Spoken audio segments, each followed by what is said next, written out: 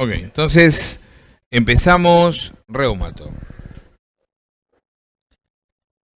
En la reumatología es una especialidad que se basa fundamentalmente en el compromiso articular. Compromiso articular donde el síntoma cardinal es el dolor, donde siempre una primera visión de reumato es hablar del tipo de dolor.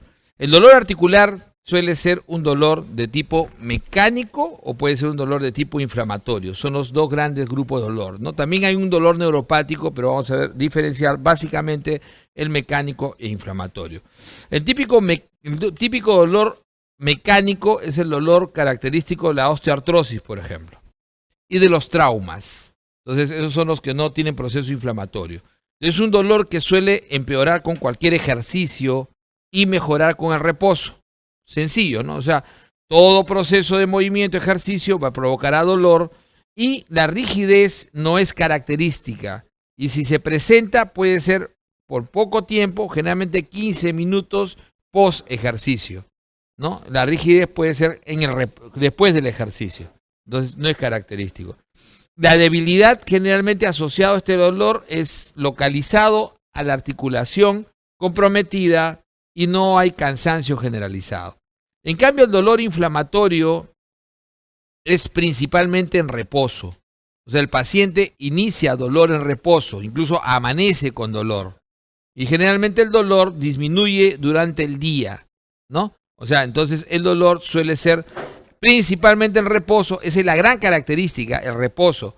Y puede mejorar con el ejercicio. Puede, porque no todos los dolores inflamatorios mejoran, pero puede mejorar con el ejercicio. Generalmente la rigidez es una gran característica del dolor inflamatorio. Por lo menos 1 hora.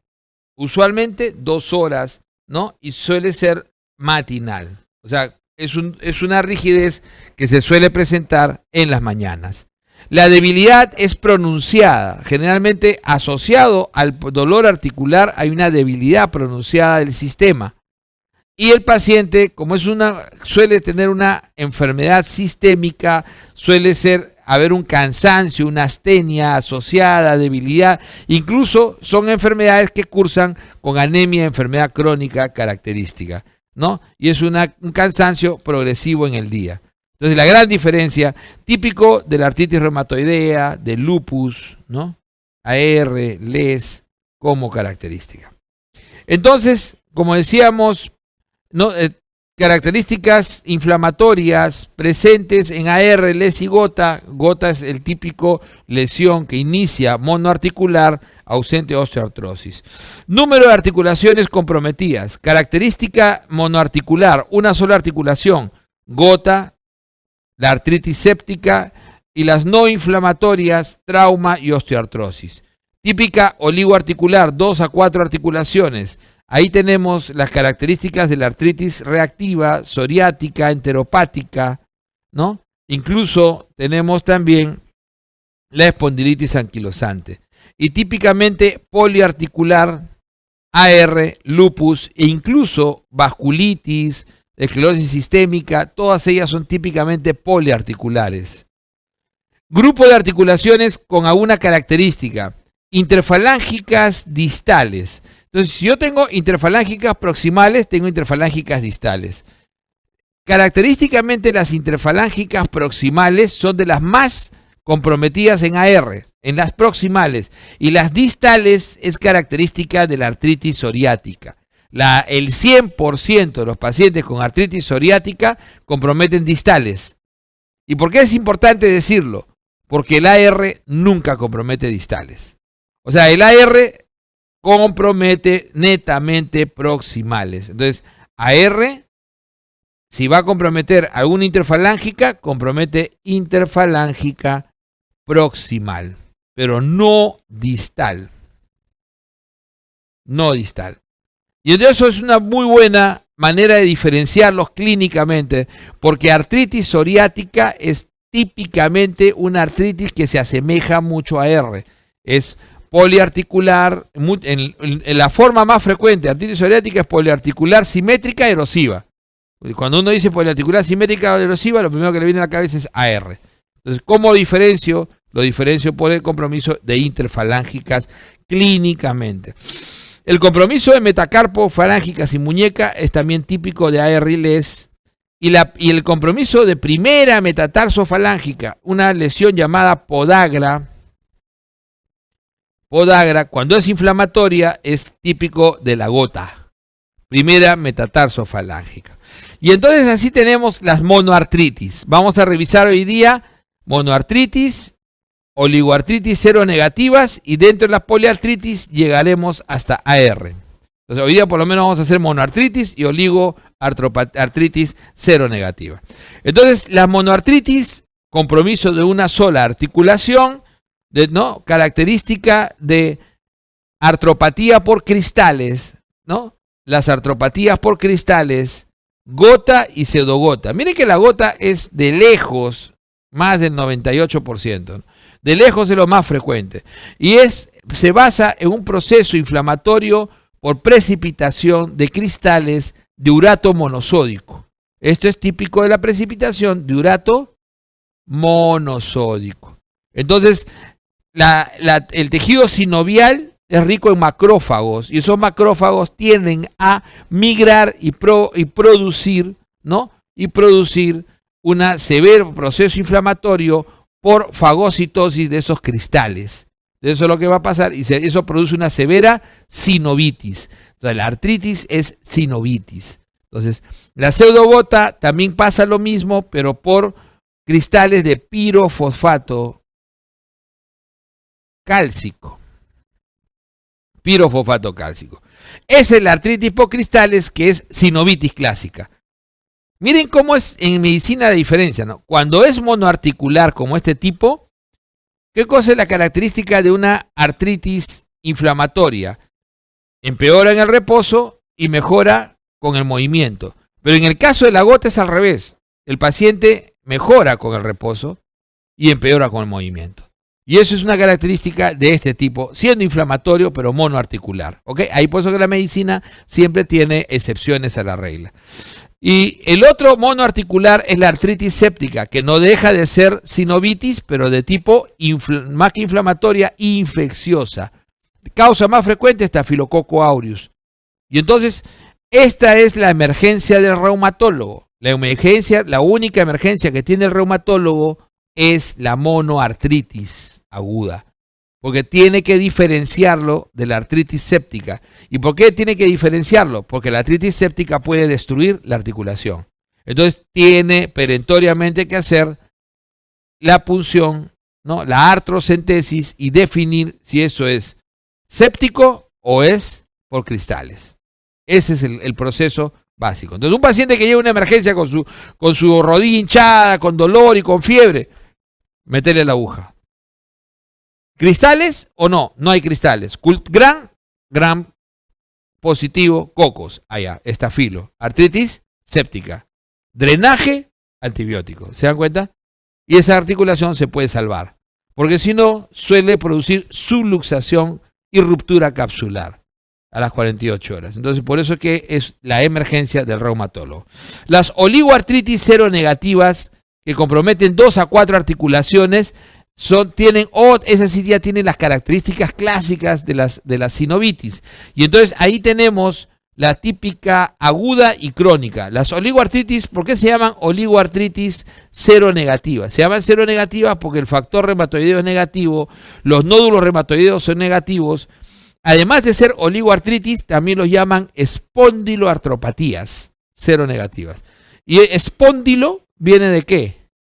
Espondilitis columna, eje axial. Entonces las oligoartritis seronegativas son típicamente espondiloartropatías seronegativas y suelen comprometer más el eje de la columna, ¿ok? Entonces pueden ser agudas o pueden ser crónicas. Las crónicas clásicas, espondilitis anquilosante, que es la enfermedad más característica de este grupo, y la artritis psoriática, que es la que tiene mayor incidencia. Mientras que la artritis reactiva y enteropática son de características agudas, mucho menos frecuentes. Estos son de características típicamente agudas. Otra característica de este grupo es que suelen producir entesopatías. ¿Qué significa una entesopatía? Compromiso inflamatorio de las uniones de tendones, cápsulas y ligamentos. Entonces, donde se une un ligamento, una cápsula, se inflama y esa inflamación se llama entesopatía. O sea, una entesitis en realidad. Es una entesitis. Esas entesitis son características de este grupo. Otra característica de este grupo, espondiloartropatías seronegativas, es su relación con HLA-B27, característico. Muy alta relación con HLA-B27. Y vamos ahora a ver las poliartritis. Las poliartritis, característicamente más 5 o más articulaciones. Las poliartritis pueden ser raramente agudas, hepatitis B, fiebre reumática, no son muy frecuentes, y pueden ser crónicas la gran mayoría. Entonces, crónicas, característico, AR, la más característica de las enfermedades reumáticas y de la poliartritis, lupus, esclerosis sistémica, miopatías, vasculitis, Sjögren, etc. Entonces suelen ser enfermedades poliarticulares clásicas. Entonces vamos a ver algo más en esta parte de revisión básica, que es el líquido. Entonces, cuando yo hago una artrocentesis, ¿a quién suelo hacer una artrocentesis? A una monoartritis, a un compromiso monoarticular, porque quiero hacer un diagnóstico diferencial. Puede no ser incluso monoartritis, no, simplemente puede ser que tenga un derrame sinovial hasta con características traumáticas, pero hay que hacerle la punción para poder verificar qué es lo que hay ahí adentro, ¿no es cierto? Entonces, para poder hacer el diagnóstico diferencial, yo tengo que hacer el diagnóstico diferencial del líquido. El líquido normal es un líquido de bajo volumen, menos de 3.5. Es un líquido muy clarito, transparente y que tiene menos de 200 células. Muy poca celularidad, menos de 200 células. Y el cultivo obviamente es negativo. Ese es el líquido normal. Normal es transparente, ¿no? Claro, menos de 25% de polimorfos nucleares, menos de 200 células, cultivo negativo, cristal negativo. Bacán. En cambio, los otros tipos, ya tenemos el tipo 1, llamado así también en los exámenes, tipo 1, el tipo 2, el tipo 3 y el tipo 4. Entonces, alguna vez preguntaron, características del líquido tipo 4. Y si no lo sabías, hemático, hemorrágico, ¿no es cierto? Entonces, tipo 1 es el tipo, si uno no se acuerda, pone, ¿por dónde empiezo? Por el no inflamatorio. Luego, ¿cómo sigo? El inflamatorio. Y luego, el infeccioso y después el hemorrágico. Así, ¿no? Entonces, empiezo primero por el no inflamatorio, típico de la osteoartrosis. Entonces, el no inflamatorio, que no es normal, tiene un poco más de volumen y es amarillo y transparente. La celularidad va a estar por encima de 200, o sea, no es normal, pero hasta 2000. Pocas células. Pero acuérdense que máximo hasta 200 es normal. Va a estar por encima de 200, pero menos de 2000, ¿ok? Y va a ser cultivo y cristales negativos, todo negativo.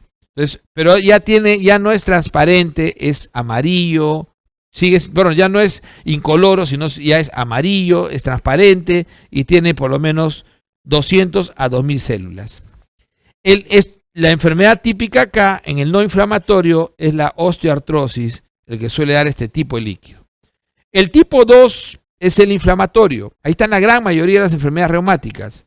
Las monoartritis, como la gota, la pseudogota, va a estar también AR, lupus, todos los que puedan dar lesión con sinovitis con derrame sinovial.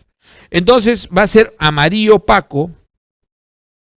Suele pasar de hecho tiene que tener más de 2000 células y puede llegar a 75.000 células, ¿no?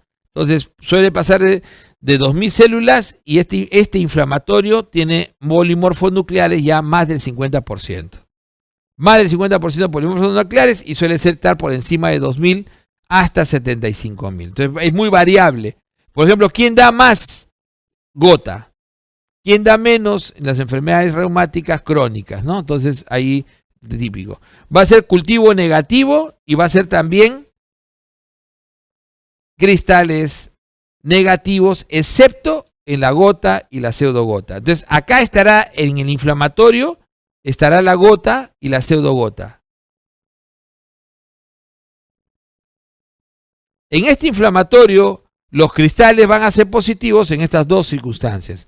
Gota, urato monosódico, pseudogota, pirofosfato cálcico.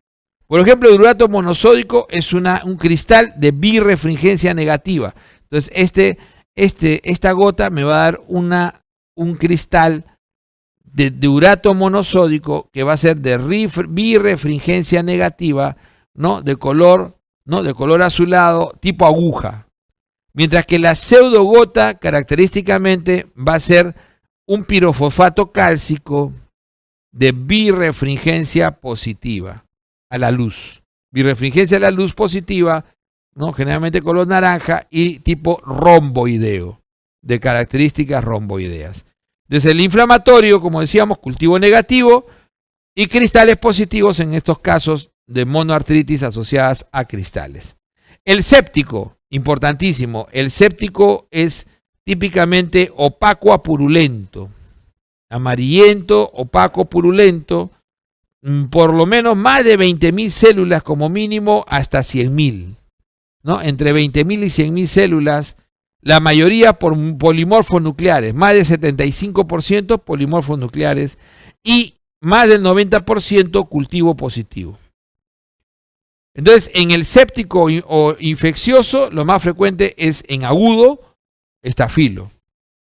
En agudos, estafilo, ¿no? En inmunocompetentes. El 4 es el hemorrágico. El hemorrágico, típicamente, ¿no? De características hemáticas, no se puede hacer un conteo de celularidad. Es muy variable porque suele haber, ¿qué cosa suele haber?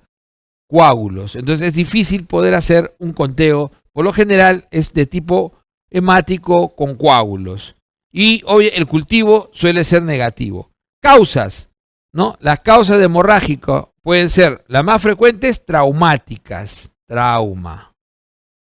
Traumáticas, ¿no? Incluso la osteoartrosis, ¿no? La osteoartrosis post-trauma, o sea, un paciente osteoartrósico que hace trauma suele hacer un derrame hemorrágico, una hemartrosis. Las hemartrosis son más traumáticas.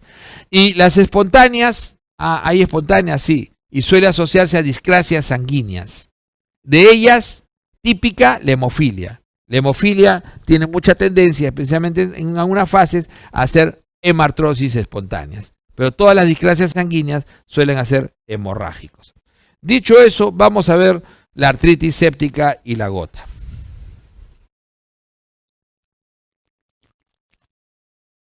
La artritis séptica es una enfermedad 80% aguda, lo más frecuente, 80% aguda, un 20% crónica. La causa más frecuente aguda es Staphylococcus aureus, de siembra típicamente hematógena esta enfermedad. Siembra típicamente hematógena, estafilo a la cabeza, ¿no?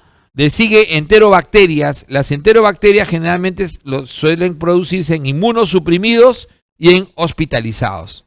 ¿Ok? Las enterobacterias se suelen producir en inmunosuprimidos y hospitalizados. Y entonces, en su gran mayoría, son monoartritis agudas y no cualquiera puede hacer una artritis séptica. Para hacer una artritis séptica, tiene que tener condición esa articulación para que pueda sembrarse ahí una bacteria. O sea, estamos teniendo una bacteriemia y de pronto se queda ahí. Cuando yo tengo una endocarditis, generalmente, ¿qué predispone? Tener una válvula dañada, ¿sí o no? Igual es acá, una articulación dañada. Entonces, una articulación dañada, una osteoartrosis es la causa más frecuente. Una R que deja lesión secuelar también es muy frecuente. O sea, osteoartrosis secuelar, osteoartrosis de cualquier tipo, generalmente de rodilla o de cadera. Entonces, ¿quiénes hacen lesiones osteoartrósicas en la infancia? Displasia de cadera, el pertes, clásicamente. Adultos, postraumático, la osteoartrosis por sobrepeso, secundario, ¿no? En los adultos, las lesiones secundarias AR suelen comprometer rodilla y cadera. Entonces, ahí tienes. La otra grupo de riesgo es los inmunosuprimidos. que tienen tendencia a hacer infecciones, como los diabéticos, como los pacientes con cáncer, los cirróticos, los insuficientes renales, los que hacen corticoterapia. Esos son pacientes que tienen con mucha frecuencia predisposición a poder hacer también proceso infeccioso articular. El alcohólico, que suele tener pequeños traumas, y acuérdense que los pequeños traumas suelen sembrar a partir de esas heridas infectadas hacia lo que es el torrente sanguíneo, y los adictos a drogas parenterales. Entonces, los adictos a drogas parenterales también es otro grupo muy frecuente hoy en día. De todos estos factores de riesgo, un paciente puede hacer una siembra hematógena y hacer una artritis séptica. El lugar más frecuente en adultos, rodilla. Entonces, adulto, rodilla, niño, cadera. ¿Ok? Adulto, rodilla, niño, cadera.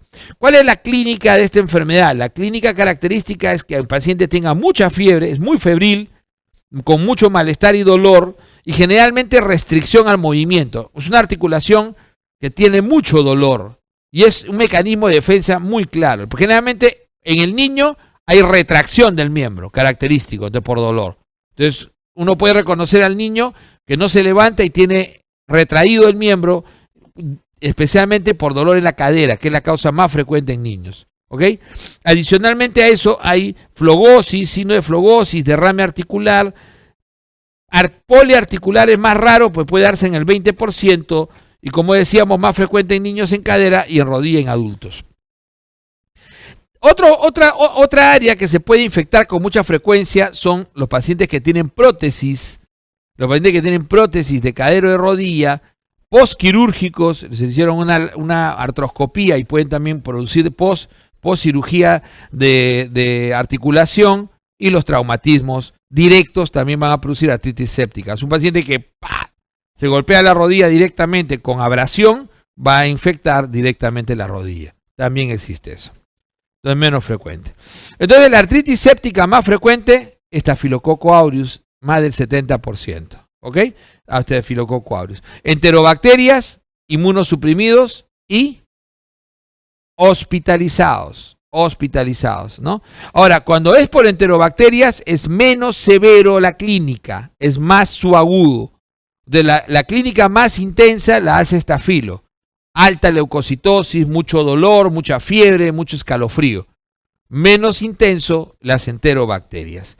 Pero también existe la artritis séptica crónica. Y los que hacen crónica, típicamente brucela y tuberculosis, que son más raros, mucho más raros, ¿no? Y suelen comprometer en forma de granulomas. Existe una artritis séptica llamada gonocócica, ¿no? La artritis séptica gonocócica es parte de la historia de la medicina. Hoy en día es muy rara. Antiguamente se llamaba esta enfermedad artritis gonocócica y no gonocócica, por la alta intensidad de las gonococias en la época pre-antibiótica.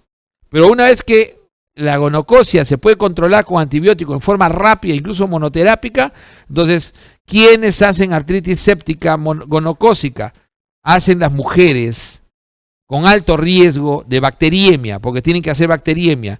¿Y cómo puedes hacer una bacteriemia por gonococo? Cuando tienes contagio de esta ITS durante la menstruación o la gestación. Así es. Entonces te contagias tu gonococo durante la menstruación, ¿no? O sea, es la relación menstrual. Y te contagias tu gonococo durante la gestación. Son las dos condiciones que hoy en día se asocian más a artritis gonocócica. La artritis gonocócica que se ve, ¿no? Tiene características clínicas interesantes, que por eso que a veces se pregunta más por su artritis, porque tiene dos fases. Tiene una primera fase donde el paciente hace la triada de artritis, dermatitis y tendinocinovitis febril. Entonces, la paciente hace fiebre y hace un rash, ¿no? Maculopapular vesiculoso asociado a artritis, poliartritis incluso, y poliartralgia y tendinocinovitis. ¿Y cómo son esa poliartralgia? Es la típica poliartritis migratoria. Entonces, hoy día me dolía el codo, doctor, ahora me está doliendo el otro codo, me duele acá. O sea, entonces, migratoria. O sea, desaparece uno y va otro. Diferente es lo aditivo. Aditivo es cuando la artritis se va sumando grupos. pero una vez que se suma, los anteriores siguen todavía inflamados. En el migratorio va saltando de un grupo a otro. Entonces, esto es típico: artritis migratoria, dermatitis y tenosinovitis de la gonocócica.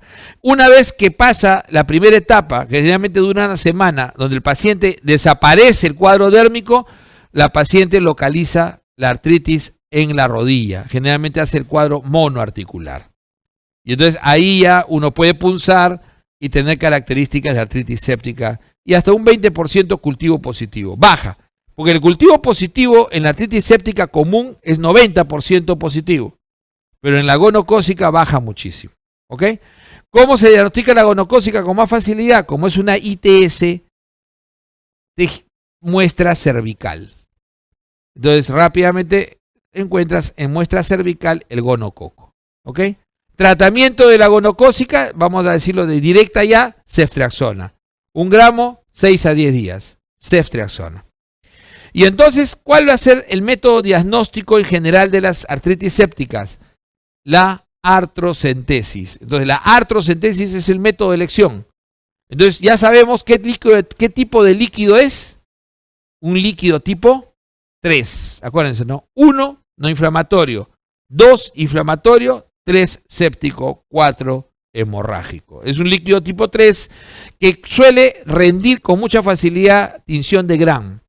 ¿Y qué cosa nos va a demostrar más? Gram positivo, coco Gram positivo, estafilo. Pero en un inmunosuprimido, bacilo Gram negativo, se va a ver. Y en un gonocócico, diplococo Gram positivo. ¿Se dan cuenta? Entonces nos rinde el Gram. Es muy rendidor. De ahí va a cultivo. Entonces el paciente inicia tratamiento con ese Gram. El tratamiento de elección es el drenaje primero.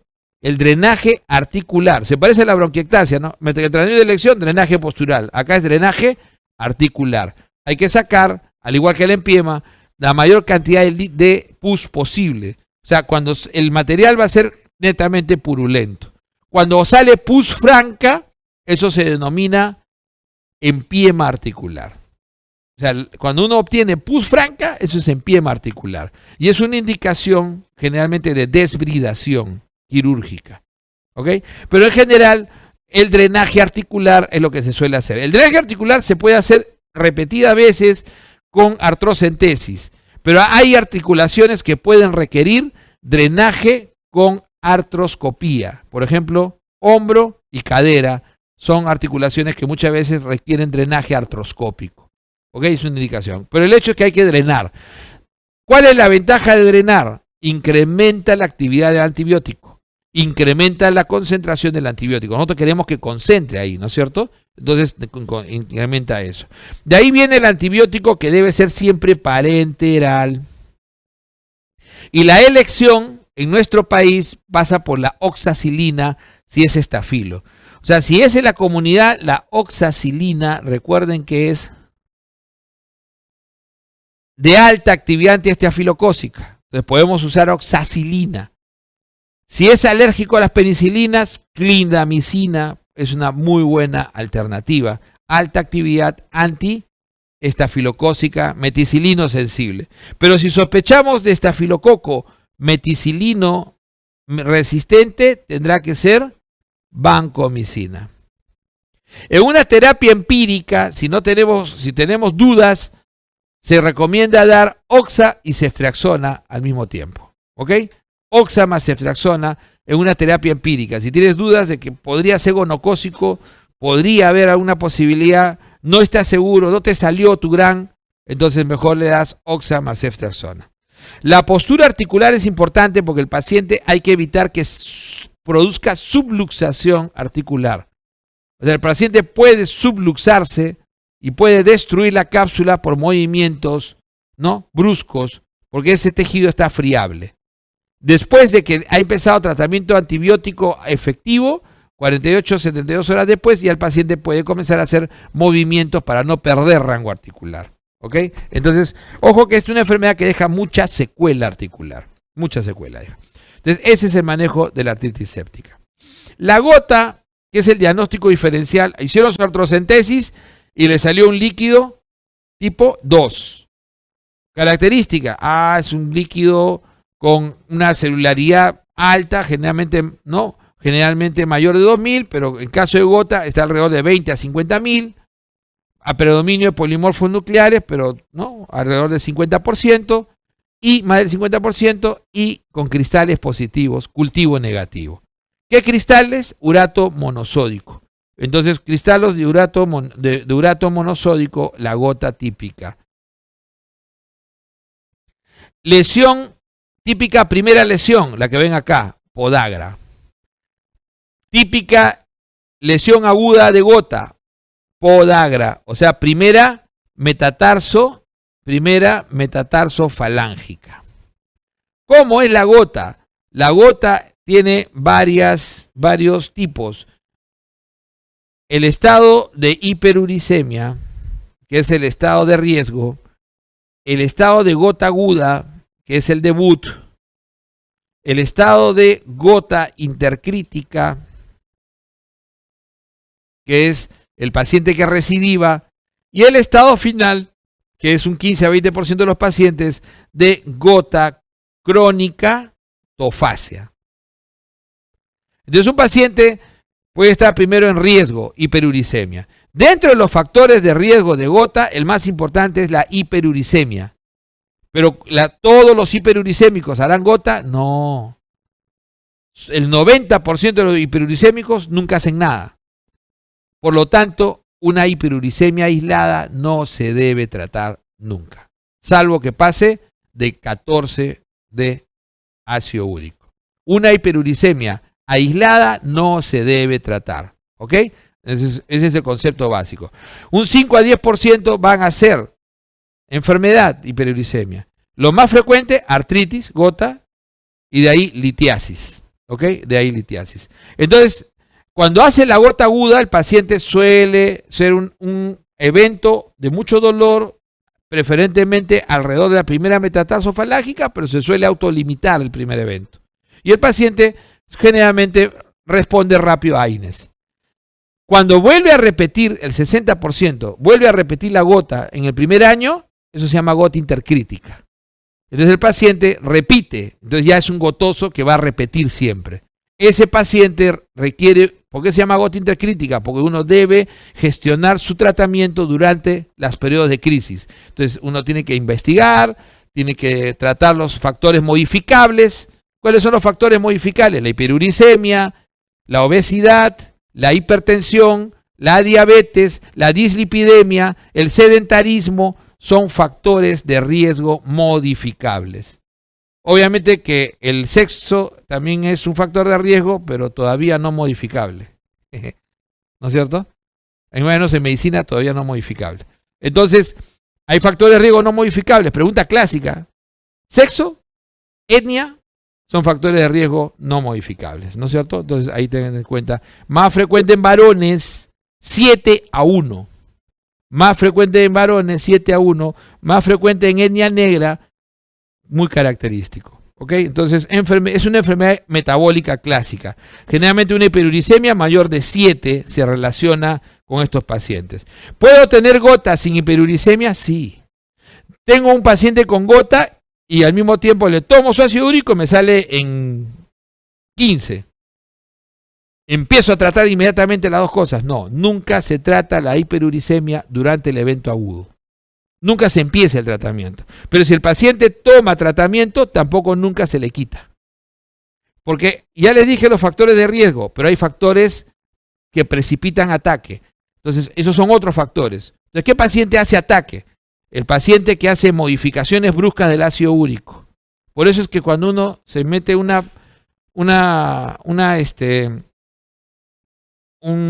maratón de carnes, puede hacer ataque gota, porque hace bruscas modificaciones del ácido úrico. Un paciente que deja súbitamente de usar su alopurinol también puede hacer gota, porque hace modificaciones bruscas del ácido úrico. Por eso que cuando ven alopurinol es progresivo y el retiro es progresivo. ¿Ok? Otra causa de factores predisponentes, infecciones, acidosis, uso de sustancia de contraste, ¿no? Son factores de precipitación, alcohol. Ojo, me olvidé, alcohol es factor de riesgo y alcohol es factor precipitante de ataque. ¿Ok? Entonces recuerden, factores precipitantes de ataque: infección, acidosis, alcohol, modificaciones bruscas del ácido úrico y uso de sustancias en contraste pueden provocar ataques de gota. Por eso que los pacientes hospitalizados gotosos suelen hacer su ataque agudo, porque están infectados, están acidóticos, están en estado de estrés. Entonces pueden hacer un ataque agudo de gota. Eso es lo característico. Entonces, factores modificados, no modificados y precipitantes. La clínica clásica es un dolor nocturno. Y como les decía, a diferencia de lo que debería ser un dolor inflamatorio, suele presentarse más en el movimiento que en el reposo. Entonces, al paciente se le recomienda por eso reposo. Siendo inflamatorio, suele presentarse más en el movimiento que en el reposo. Entonces, el paciente hace, generalmente, los primeros episodios son monoarticulares. Los episodios recurrentes pueden ser ya oligoarticulares. Y cuando hacen gota crónica, suelen ser poliarticulares, con tofos, que son depósitos de urato monosódico en tejido celular subcutáneo. Generalmente periarticular, pero no siempre. Los tofos suelen ser periarticulares, pero no siempre. Entonces ya la gota crónica es poliarticular. Y cuando se hace gota crónica, con mucha frecuencia es deformante, erosiva y anquilosante. Entonces ya se comporta como una poliarticular severa. Okay. Entonces, estos pacientes, ¿cómo se hace el diagnóstico? Miren que el diagnóstico siempre se debe hacer artrocentesis. Entonces, no, la mala costumbre es decir, no, eso es característico. Pero en realidad, lo que dice el libro, y como para nosotros tenemos que ir al examen, es el diagnóstico se debe hacer siempre por artrocentesis. Debe verificarse el urato monosódico en el interior de la articulación. O sea, un líquido tipo 2 con su urato monosódico identificable, que es un cristal tipo aguja de birrefringencia negativa. Ok, artrocentesis. Porque tenemos la pseudogota, que es rareza. La pseudogota es una rareza. O sea, hacer una artritis, o sea, aguda por pirofosfato cálcico es raro. Porque el pirofosfato cálcico suele depositarse en ancianos sin hacer dolor. Es asintomático. Entonces, la condrocalcinosis es corriente. Tú le tomas una placa a un anciano, más de 65 años, especialmente mujeres, y miras las articulaciones de los hombros y ves una línea cálcica, ¿sí o no? Eso se llama condrocalcinosis, asintomático, y si tú vas y le sacas, eso es pirofosfato de calcio. Eso no es pseudogota, es pirofosfato cálcico que te da condrocalcinosis. Pero existe un grupo de enfermedades raras en el cual los pacientes pueden precipitar y hacer una artritis aguda por pirofosfato cálcico. Y lo único que tienen que saber es que las enfermedades que se relacionan a ese grupo son enfermedades metabólicas. Ejemplo, hemocromatosis. Ejemplo, hiperfosfatasia. Ejemplo, hiperparatiroidismo. Ejemplo, enfermedad renal crónica, ¿no? Entonces son pacientes que pueden presentar durante su evolución de enfermedad crónica calcio elevado, como consecuencia, incluso sarcoidosis, y pueden precipitar ese calcio alrededor de las articulaciones. Y hacer generalmente una pseudogota aguda es rodilla, a diferencia de la gota, que primero es primer metatarso falángica. Ahí está la gran diferencia. ¿Ok? Nada más. ¿Cómo se maneja la gota? Entonces la gota se maneja primero con el reposo y medios físicos. Siempre nos olvidamos de medio físico. El hielo funciona. El frío, el cold pack, ¿no? En realidad nosotros usamos hielo, pero debería usarse un paquete frío, un cold pack, porque el hielo a veces es muy intenso el frío. Entonces puede incluso hasta quemar el hielo. Entonces se usa un cold pack. Medios físicos y reposo. El AINE de elección es indometacina. ¿Por qué? Porque la indometacina, además de ser un buen antiinflamatorio, disminuye la producción de factor quimiotáctico de neutrófilos. No se sabe el mecanismo. Muy parecido a la colchicina. ¿Por qué la colchicina es el tratamiento de elección en la gota intercrítica y crónica? Es de elección en la intercrítica y crónica, o sea, en la que se tiene recurrencia, porque disminuye la producción de factor quimiotáctico de neutrófilos. Recuerden que lo que más produce inflamación es la movilización de neutrófilos. ¿Ok? Entonces, eso hay que bajarlo. Y quien lo baja muy bien es la colchicina. La indometacina te baja la inflamación y también tiene ese efecto. El naproxeno es la siguiente de elección, que también tiene un efecto parecido. ¿Okay? Solamente se usa corticoide intraarticular cuando hay compromiso de articulaciones grandes y el corticoide sistémico cuando hay gota poliarticular erosiva. Ahí sí está indicado utilizar corticoide sistémico. Los hipouricemiantes, vamos a retroceder. La hiperuricemia, ¿qué es más frecuente? La hiperuricemia por exceso de producción o por disminución de la excreción. Disminución de la excreción el 90%. El 90% de las hiperuricemias son debidos a disminución de la excreción, sea por enfermedad renal, por interferencia de medicamentos como por ejemplo diuréticos, ¿no? Por ejemplo, losartán, ¿no? ¿Cuánta gente toma losartán? Losartán produce hiperuricemia. Habíamos visto hace un momento piracinamida, le decía que ya no da gota, pero igual hay hiperuricemia. El atambutol también puede dar hiperuricemia. Hay muchos medicamentos que interfieren en la excreción de ácido úrico, incluso alimentos. Por eso que la causa más frecuente es disminución de la excreción. Pero no hay un medicamento hasta ahora muy útil en incrementar esa excreción. El Probenecid es el uricosúrico por excelencia. Es teórico porque nunca lo hemos usado. Pero el Probenecid es el uricosúrico por excelencia. Como no tenemos mucho efecto, además que un Probenecid se tiene que usar con una función renal muy bien preservada, lo que hacemos es disminuir su producción. Y eso lo hace el alopurinol. El alopurinol, ¿dónde actúa? Es un inhibidor de la xantina oxidasa. Entonces, inhibe la xantina oxidasa, disminuye la producción de ácido úrico. Entonces, el alopurinol se debe usar en forma progresiva, 100 miligramos de inicio, hasta 300, máximo 900 en 24 horas. ¿Ok? Nunca se debe retirar, nunca se debe modificar durante el ataque. Nunca se debe iniciar durante el ataque, pero tampoco se debe dejar de tomar. Entonces, un paciente con ataque, tú le dices, no, ya no le des alopurinol, vas a empeorar el ataque. Entonces, ese es el tratamiento básico de la gota.